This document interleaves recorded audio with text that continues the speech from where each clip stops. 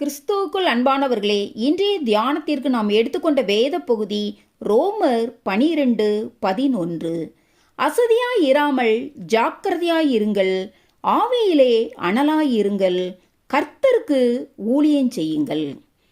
இயேசு யாக்கோபின் கிணற்றண்டையில் ஒரு சமாரிய ஸ்திரீயுடன் பேசிக் கொண்டிருந்தார். அப்போது அவரது வார்த்தைகளை கேட்ட அவள் தன்னுடைய குடத்தை அங்கேயே வைத்துவிட்டு அவரை குறித்து சாட்சி சொல்லும்படியாக ஊருக்குள்ளே ஓடினாள் என்று யோவான் 4:28 பார்க்கிறோம். அது மாத்திரமல்ல, சாட்சி சொன்ன அந்த ஸ்திரீயினுடைய வார்த்தை நிமித்தம் அந்த ஊரில் உள்ள சமாரியரில் அநேகர் இயேசுவின் மேல் விசுவாசம் உள்ளவர்களானார்கள் என்று யோவான் 4:39 பார்க்கிறோம்.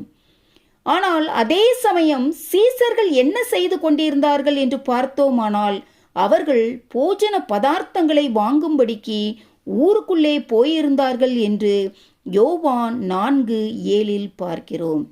இங்கு சீசர்கள் மற்றவர்களை காட்டிலும் அதிகமாய் இயேசுவுடன் கூட இருந்தபடியினால் அவர்கள் அந்த ஸ்திரியை விட அதிகமாக அவரை குறித்து அறிந்திருக்க வேண்டும்.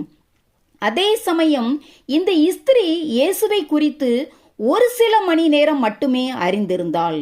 இருப்பினும் கர்த்தருடைய ஊழியத்தை குறித்து அவளுக்கு இருந்த வைராக்கியம் மிகவும் பெரியது.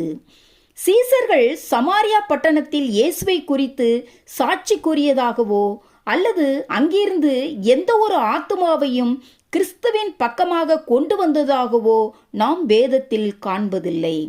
ஆனால் இந்த ஸ்திரியோ சமாரியரில் அநேகரை இயேசுவண்டை கொண்டு வந்தாள் என்று பார்க்கிறோம்.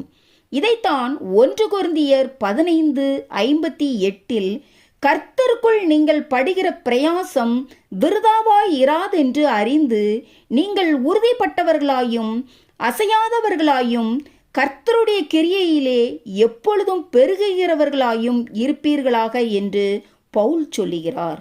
எனக்கு அன்பானவர்களே, அன்று சமாரிய ஸ்திரீ தன்னுடைய தண்ணீர் குடங்களை இயேசுவின் பாதத்தில் வைத்துவிட்டு அவருக்காக கிரியை செய்தது போல நாமும் நம்முடைய பூமிக்குரிய சிந்தையுள்ள ஜீவியத்தை இயேசுவின் பாதத்தில் வைத்துவிட்டு புதிய ஆத்துமாக்களை கர்த்தரண்டை கொண்டு வருவதில் அதிக பாரமுடையவர்களாகவும் கர்த்தருக்கு ஊழியம் செய்வதில் கவனம் உள்ளவர்களாகவும் இருக்க தேவன் தாமே நம் ஒவ்வொருவருக்கும் உதவி புரிவாராக.